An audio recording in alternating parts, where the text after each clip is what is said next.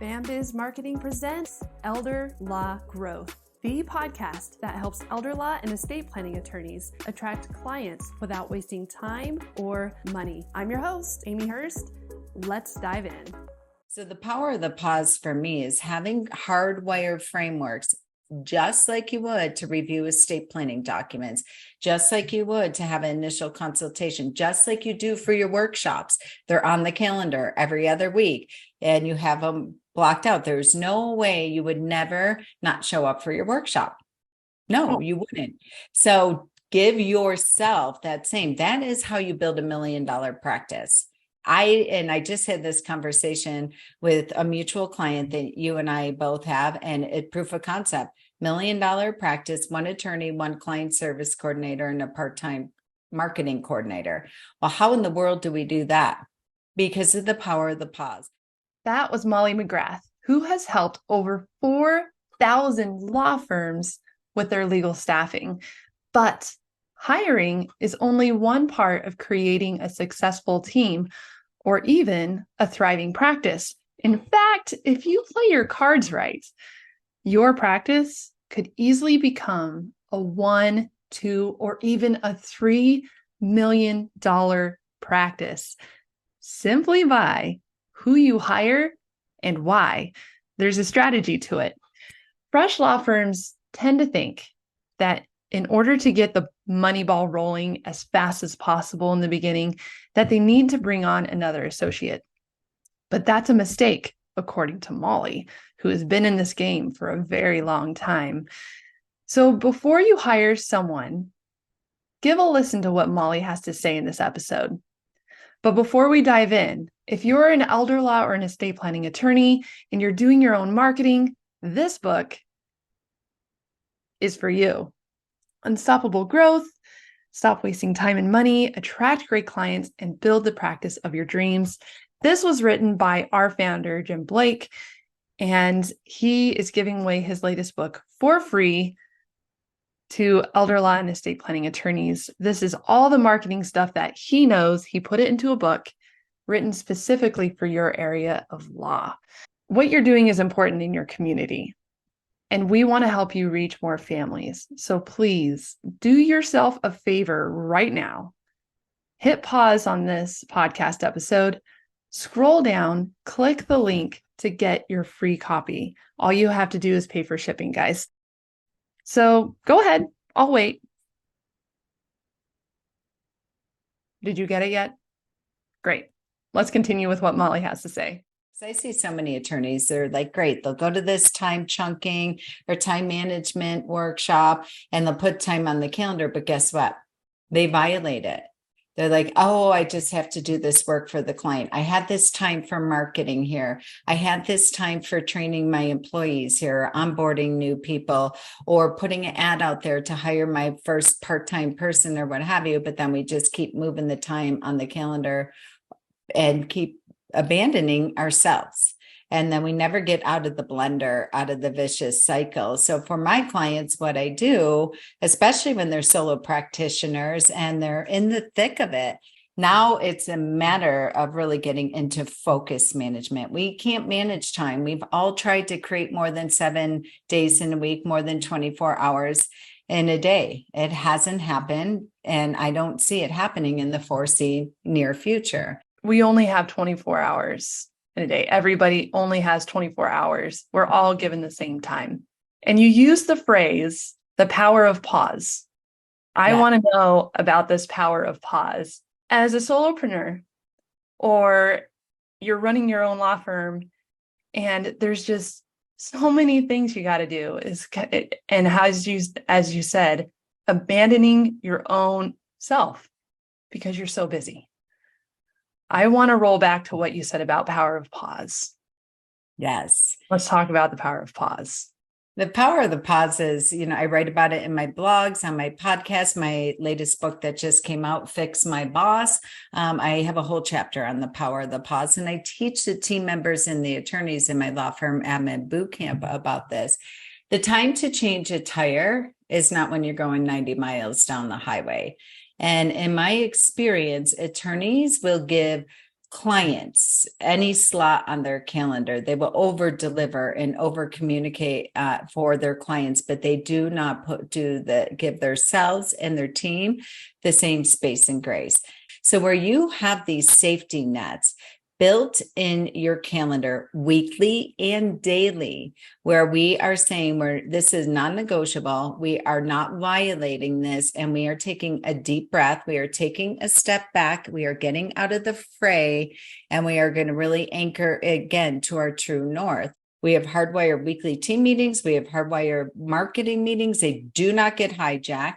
They do not get violated. There's daily huddles in the calendar every single week where we talk about here's what's working, here's what didn't work, here's my top 3 for the day, here are my top 3 for yesterday, here's what I didn't get done, not from a place of shame, blame, and weaponizing, but from a place of deep business curiosity. Okay, great, attorney. This is the 4th day in a row you didn't get to your number 1 that impacts revenue and the client experience.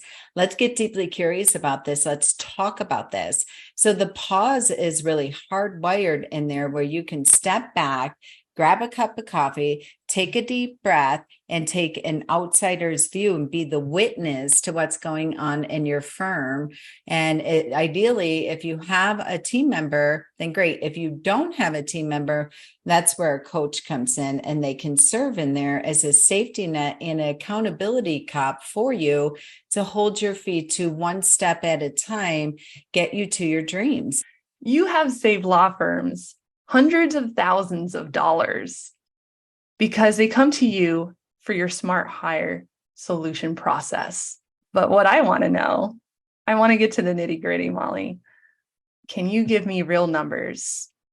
How have you made a real impact using real numbers? Can you give me real numbers? You know, it's fascinating to me. It's not even just for solos. There's so many law firms that'll come to me and they don't have like a client service coordinator. They're spending all the money on Facebook ads to get to their workshop or webinar or what have you, but then nobody is really being the director of all those leads. Right.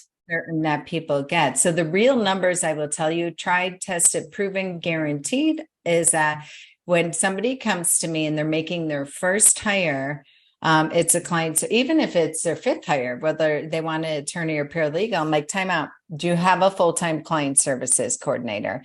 And 9 out of 10 times it's no. I'm like, this is the first position we're going to hire before we hire that next associate. And here's why, especially in estate planning and elder law, because, people are coming to that fewer days ahead than behind. There's a tremendous amount of anxiety. And to your point, they want to feel seen and heard. Your clients want that.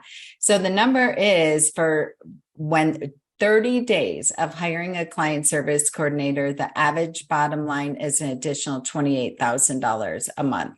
That's conservative, because when you think about really running the front of the house, I think that's the most profitable, because I know it's the most profitable position in the business. Way before the attorney. The attorney's job is irrelevant if they do not have somebody on the front lines being their director of first impressions and managing the prospect experience. Everybody's worried about the client experience. Nobody's talking about the prospect experience. That first impression. That first impression, but not only that, is follow-up. Here's the deal, especially in this day and age, you invest, the average is going right about $22 an hour for this position if you're hiring them stateside in the US. Look at the return on investment.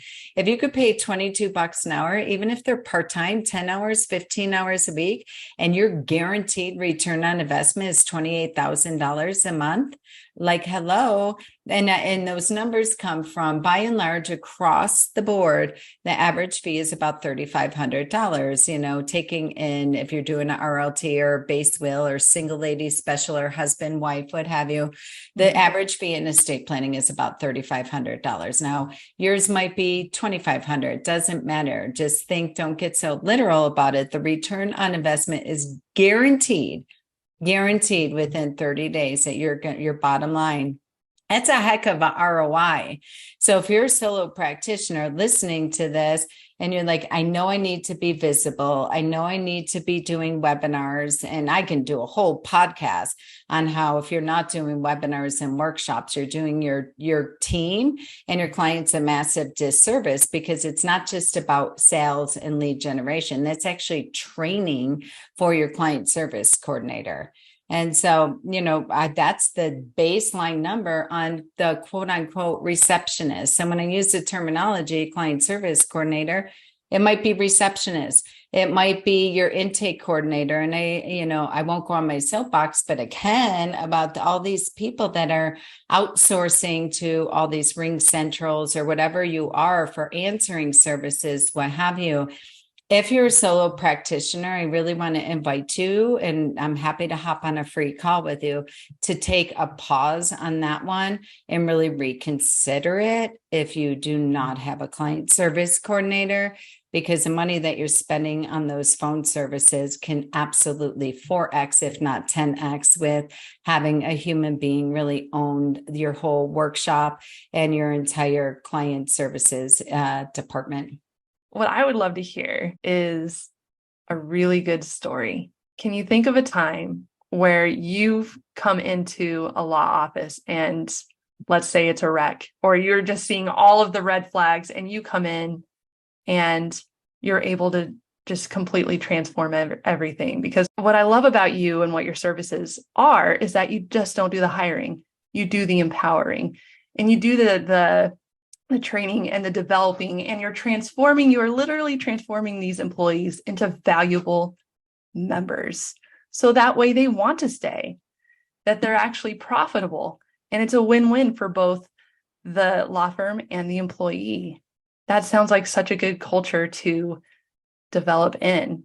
So can you give me a really good story of how you've been able to turn things around? Absolutely. 90% of life is showing up, especially when you're busy and stressed. And so what for me, a lot of times when we hire someone, we're hiring from a place of either desperate need or pain, or maybe it is a strategic growth move. But for me, I'll think of a firm in particular, a very successful firm. They came to me to hire an associate attorney. And I said, nope, we're hiring a client services first and foremost. I will not hire you an associate attorney. You're spending a tremendous amount of money on marketing. You're reaching your goals, but there's nobody driving the bus and facilitating this. So we hired the client. So that's the first step. We're about to make a colossal move of hiring an associate attorney, estate planning law firm. And so we hired a client service coordinator. From there, the client service coordinator came in and started managing and leading and facilitating the weekly team meetings. One of my rules is the attorney shows up as an entrepreneur and a visionary, and they are not driving and facilitating this meeting. And so we're going to run it like a board of directors meeting with the agenda, what have you. So we start tracking conversion rates. We start tracking our leads. We start tracking our hire rate in the conference room. We start tracking the life cycle of the file. We start tracking everything within the business. This is a $22 an hour position. They called me to hire an associate attorney for $120,000. They were willing to pay. I'm like, no, time out. We're starting here. So how we turned it around is we started having tracking and measurements from the front of the house. They already had it from the back of the house, from the attorney and paralegal perspective, but not from the front of the house. So having this every single day, we were seeing that their cancellations and reschedule rates were at 43%. People were just canceling or not, they would call and say, oh, I'm not going to show up for my appointment today. And the answering service was like, okay, but let me know when you want to reschedule. I'm like, no. So we got their cancellation and reschedule rate in 30 days down to 11%, because I empowered the client service coordinator of how to anchor the client to their dreams and why they don't want to cancel their signing meeting. Because, Mr. and Mrs. Smith, if you cancel your signing meeting for today, you're not going to get on the attorney's calendar for 3 weeks. And I know that it seems like you don't have the time for it, because you also, and by the way, most of them are canceling it because they have a haircut on their calendar, and it's just too overwhelming for the aging population. So when you equip your client service coordinator with how to navigate, how to manage, how to facilitate and lead that conversation, and remind them, you only have an hour. Great. I'll let the attorney know. I'll let the paralegal know. In fact, I think we get you out of here in 45 minutes. So if you come in, you can't come into the office, it's okay. Let's do it on Zoom meeting. I'm pretty confident. I'll prep the team. We could get it done in 30 minutes. That was a $5,000 fee, number one. But number two, had they allowed that client to cancel that appointment, they would be a massive out of integrity with this client, because I equip all the client service coordinators with a story. Stories sell, data tells. And say, we just got a phone call today from another family where we had to be the bearer of the bad news that actually, I know dad just died, but guess what? They didn't come in. They never signed their documents. And now we have to tell them their family has no planning in place. Now we have a probate matter on our hands. And so I have stories like that every single day. They start running daily huddles. So they got their cash flow up. They got their conversion rates up. They got their cancellations and reschedule. Saying I teach every single law firm I work with. So go the calendar, so go cash flow, period, end of story. And who manages your calendar? The front of the house, the client service coordinator. And if you don't really teach them the science of initial consultations, design meetings, signing meetings, where monies are, sales meetings, if we don't have enough sales meetings and we don't convert people from the workshop today, it's going to impact our cash flow 6 weeks from now. And we won't be able to see it until it happens. Yeah, until we can't cover payroll. Oh my gosh. Absolutely. I could see how that would be a massive disaster. So when you're going in, it's just like the story you just said, when you're going in and they wanted to hire an associate, but you said, no, we need to hire someone on the front lines.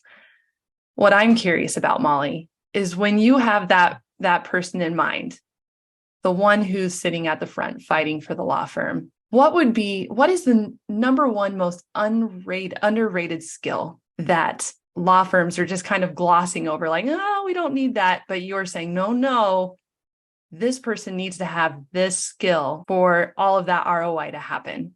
Yes. Ready? Yeah. It is the confidence to have the courageous conversations. That is the number one skill that not do you understand Word? Do you know how to run a CRM? That is not. Because for that conversation in particular, in regards to, are you willing when your attorney is not reviewing the documents in time for a signing meeting and they're ditching it, and then we have errors in the documents and nobody's prepared, and we're printing documents out as the client's pulling into the parking lot and everybody's hair on fire, and of course the printer jams up? Do they have the confidence to have the conversation? Here are our goals. My job is to manage the clients, the conversions, the calendar, and the cash flow. And the biggest problem that you are going to hit when you are hired and when you are onboarded is your attorney. They're an entrepreneur. They are, it's their job, their firm. They're calling the shots. And I will put myself as a business owner and entrepreneur. We're the biggest violator of process. And we are always last minute Larry or Linda. And we will continue that behavior if our team allows it. So your job, client service coordinator, is actually to be the production cop. And what are you going to do when we don't have enough leads on the calendar and the attorney won't shoot their video for the Facebook ads so we can launch ads? What are you going to do when the attorney's not reviewing documents or what have you? What are you going to do when your attorney ditches the weekly team meeting? What are you going to do when the attorney does not show up for the daily huddle, or they show up and they try to throw a bomb in the room and they try to hijack the meeting and take us off course of really anchoring to our goals, anchoring to the calendar, anchoring to the things that we do that impact profit and impact the client experience? How are you going to handle that? Are you going to be quiet and put your head down and not say anything? Or are you really going to show up with CEO confidence and communication? Well, that's an amazing success story of how you've gone in and you were able to save that law firm from the massive catastrophe that could have happened. So, since we're on the topic of catastrophes in your line of work, can you tell me of a time or a story of how you were able to turn it all around, even though it was just a massive mess? Because in that other story, you saved them before the massive mess happened. Was there a particular challenge that you've ran into? Yeah, I mean, yeah, so many of them where I'll give you one exactly that happened last week where I got a phone call from a client I haven't served or worked with in 8 years, where again, estate planning law firm and came in and I felt very honored. I was the first phone call they made and found out that their right-hand gal, their very first person that they ever hired, been with them for 15 and a half years, was embezzling money for them, doing bookkeeping. They were doing everything, client service coordinator, lead paralegal, handling all the signing meetings. It's a small-ish firm, but they were profitable. And so, of course, naturally, and in addition, they had a nonprofit that was the greatest lead generator for the estate planning practice. Obviously, devastational, right? And so they had to make a hard decision of letting that person go, but the attorney was on the floor. The entire law firm was shaken up. Everybody was paralyzed and just stricken with grief and horror and fear and all the emotions that occur. And so within 45 minutes, we were able to turn around, holding space for the emotions. And we worked on that, but by and large, getting them back on track because they were in this story of we are destitute, we're doom and gloom and what have you, but really getting them to the place to anchor to the system and the process to get them back on track. The good news I said to them is, the good news is you had money in the bank and money has been embezzled and you didn't really feel it and you really didn't notice. So if we want to find a win in here, you're a profitable business. And so welcome to, these are corporate America stories, friend. So it was really getting them to say, you should be really grateful that you have that and finding the positive in it. And how we turned it around was really how to figure out how to get their bookkeeping back on track. Again, what was missing for them, I'm like, number one, this non-negotiable, we're going back to the weekly team meeting and the daily huddle. And so, we were able to turn everything around in 2 weeks and get them back, figure everything that she was working on, get clients served, we had 2 people split her job in half and take it over.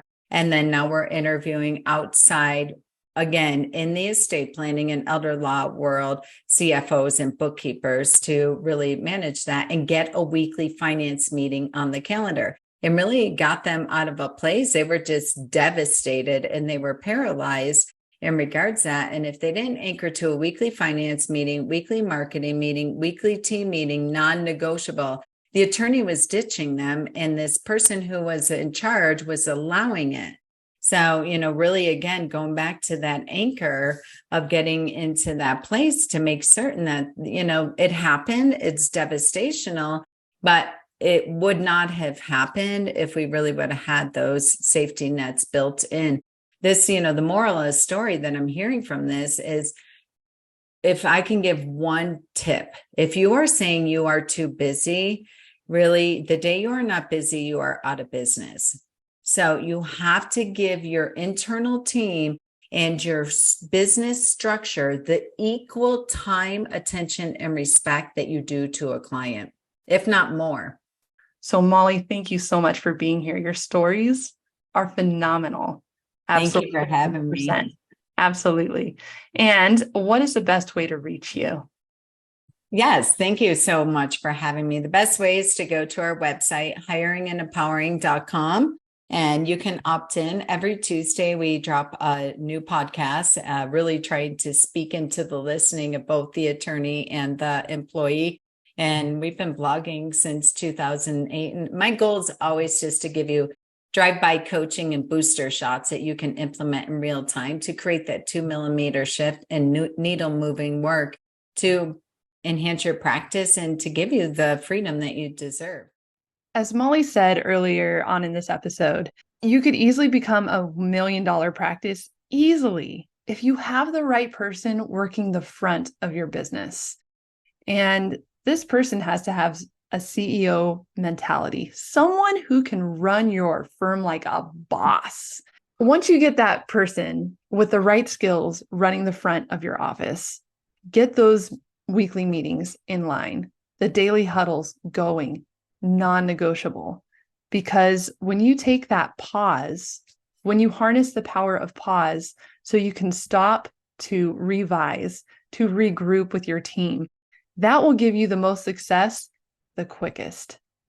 Molly's website is listed down below with the link. She's a great human being. So go to her website, check out her stuff. She has so much free information, especially about hiring and empowering your team. Thank you for listening, and we'll see you next time. Thanks for listening to the Elder Law Growth Podcast, the place to be for all things marketing for elder law and estate planning law firms. If you liked this podcast, please leave us a review wherever you are listening to this podcast. If you'd like to outsource your marketing to our team, go to bambiz.net and book a free call with us today.